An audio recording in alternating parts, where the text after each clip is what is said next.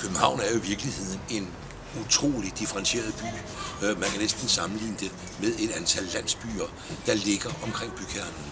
Hver eneste kvarter har sin egen identitet, hver eneste kvarter har sin egen historie. Vi har selvfølgelig de ældste af kvartererne med middelaldergaderne og de ældste af husene. Vi har som herude på Christianshavn, hvor vi står i den gamle artillerikaserne, der ligger imellem Wildersgade og Kanalen.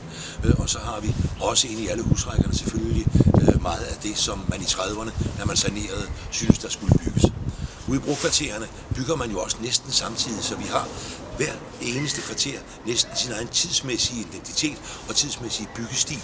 Og noget, som især udenlandske arkitekter synes er så utrolig spændende, det er, at vi har en rimelig lav bebygningsgrad i København, så det er nogenlunde samme højde på alle husene.